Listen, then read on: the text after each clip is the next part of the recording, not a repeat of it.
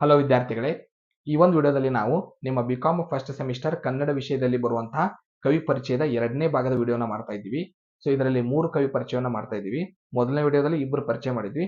Next ವಿಡಿಯೋದಲ್ಲಿ ಇನ್ನಿಬ್ಬರು ಪರಿಚಯವನ್ನು ಮಾಡ್ತೀವಿ. 16 ಲೆಸನ್ ಅಲ್ಲಿ ನಿಮಗೆ 7 ಕವಿ ಪರಿಚಯವನ್ನ ಕೇಳ್ತಾರೆ. ಸೊ ಪ್ರಶ್ನೆ ಪತ್ರಿಕೆಯಲ್ಲಿ 2 ಅಥವಾ 3 ಪ್ರಶ್ನೆಗಳು ಕವಿ ಪರಿಚಯದ ಮೇಲೆ ಬರುತ್ತೆ 5 ಅಂಕಕ್ಕೆ.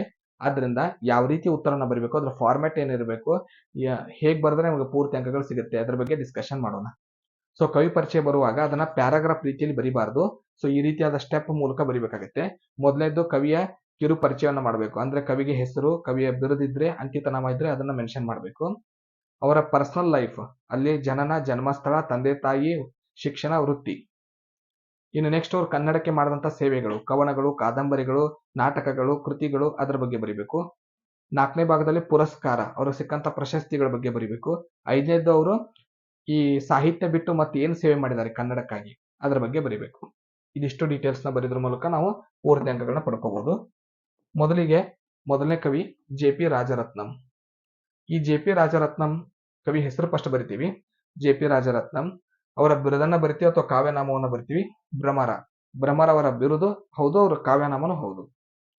ಇದಿಷ್ಟು ಅವರ ಕಿರು ಪರಿಚಯ ಆಯ್ತು. ಇನ್ನು ಅವರ ಪರ್ಸನಲ್ ಲೈಫ್, ಹುಟ್ಟಿದ್ದು ಡಿಸೆಂಬರ್ 5, 1909. ಜನ್ಮಸ್ಥಳ ಅವ್ರದ್ದು ತಮಿಳುನಾಡಿನ ತಿರುಕಿನಪುರ. ತಂದೆ ತಾಯಿ ಹೆಸರು ಬಾಲಕೃಷ್ಣ ಅಯ್ಯಂಗಾರ್, ತಂದೆ ಲಲಿತಮ್ಮ, ತಾಯಿ. ಅವರು ಕಲ್ತಿದ್ದು ಶಿಕ್ಷಣ ಸೆಂಟ್ರಲ್ ಕಾಲೇಜ್ನಲ್ಲಿ MA ಪದವಿ. ಅವರ ವೃತ್ತಿ ಜೀವನ, ಅನೇಕ ಕನ್ನಡ ಸಂಘಗಳಿಗೆ ಅಧ್ಯಕ್ಷರಾಗಿದ್ದರು. ಅಂದ್ರೆ ಅವ್ರು ಮಾಡಿದಂತಹ ವೃತ್ತಿ, ಜಾಬ್. ಇದು 5 ಏನಿದೆ ಅವರ ಪರ್ಸನಲ್ ಲೈಫ್, 5 ಪಾಯಿಂಟ್. ಇನ್ನು ನೆಕ್ಸ್ಟ್ ಬರಿಬೇಕಾಗಿರೋದು ಅವರು ಕನ್ನಡಕ್ಕೆ ಸಲ್ಲಿಸಿದಂತ ಸೇವೆ, ಅಂದ್ರೆ ಕವನಗಳು, ಕಥೆಗಳು, ಕಾದಂಬರಿಗಳು, ನಾಟಕಗಳು, ಕೃತಿಗಳು, ಅದರ ಬಗ್ಗೆ. ಸೊ ಕವನ ಮತ್ತು ಕಥಾ ಸಂಕಲನಗಳು ಹೀಗೆ ಕಾಯಿತು, ರತ್ನನ ಪದಗಳು. ಅವರು ಬರೆದಂತ ಕೃತಿಗಳು ಕಲ್ಲಿನ ಕಾಮಣ್ಣ, ಶ್ರೀಹರ್ಷ. ಅವರು ಬರೆದಂತ ಕಥಾ ಸಂಕಲನಗಳು ಹನಿಗಳು, ಶಾಂತಿ. ಅವರು ಬರೆದಂತ ನಾಟಕಗಳು ಗುಂಡು ಕೊಡಲಿ, ನರಕದ ನ್ಯಾಯ. ಇದಿಷ್ಟು ಅವರು ಕನ್ನಡಕ್ಕೆ ಸಲ್ಲಿಸಿದಂತ ಸೇವೆ. ಇದು 3ನೇ ಭಾಗ.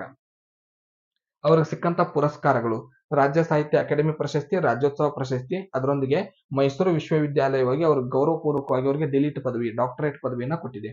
ಇದು 4ನೇ ಭಾಗ. ಕೊನೆ ಭಾಗ ಅವರು ಮತ್ತೇನು ಕೊಡುಗೆ ಕೊಟ್ಟಿದ್ದಾರೆ. ಕನ್ನಡದಲ್ಲಿ ವೈಚಾರಿಕತೆಗೆ ಹೊಸತನವನ್ನು, ಹೊಸ ಒಳನೋಟವನ್ನು ಕೊಟ್ಟವರು. ಸೊ ಬರವಣಿಗೆಯಲ್ಲೇನೆ ಹೊಸದನ್ನ ಪರಿಚಯಿಸಿದವರು. ಸಾಹಿತ್ಯ ಸಮ್ಮೇಳನದ ಅಧ್ಯಕ್ಷರಾಗಿದ್ದರು. 1976ರಲ್ಲಿ ನಡೆದಂತ ದಕ್ಷಿಣ ಕನ್ನಡ ಜಿಲ್ಲೆಯ ಸಾಹಿತ್ಯ ಸಮ್ಮೇಳನದ ಅಧ್ಯಕ್ಷರಾಗಿದ್ದರು. ಇವರು ಮರಣ ಹೊಂದಿದ್ದು 1979ರಲ್ಲಿ.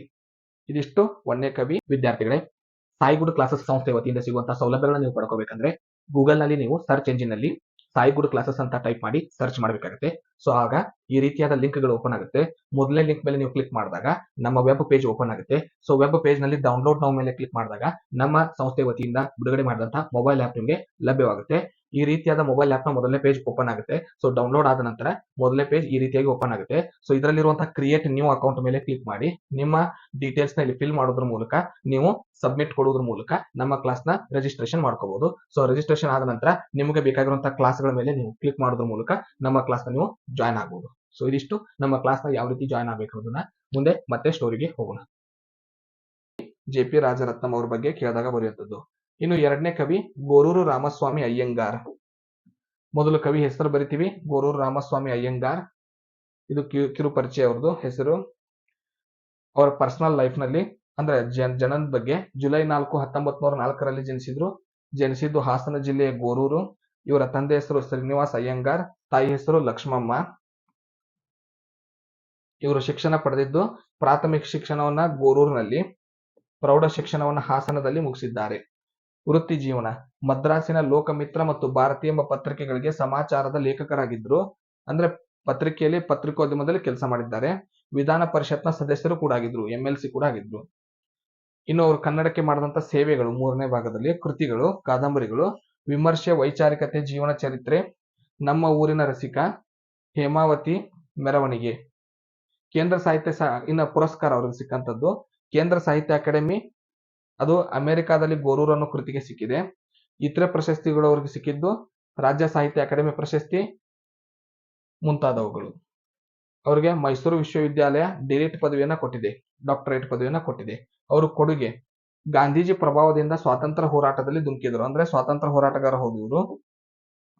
ಎರಡನೇದ್ದು ಗೋರೂರಿನಲ್ಲಿ ಹರಿಜನ ಉದ್ಧಾರಕ ಅನ್ನೋ ಒಂದು ಸಂಘವನ್ನು ಪ್ರಾರಂಭ ಮಾಡ್ತಾರೆ. ಖಾದಿ ವಸ್ತ್ರಾಲಯ ಸ್ಥಾಪನೆಯನ್ನ ಮಾಡ್ತಾರೆ. ಕರ್ನಾಟಕದ ಏಕೀಕರಣ ಚಳವಳಿ ಭಾಗವಹಿಸ್ತಾರೆ. ಸೊ 4 ಕೆಲಸವನ್ನ ಮಾಡಿದ್ದಾರೆ ಅವರು.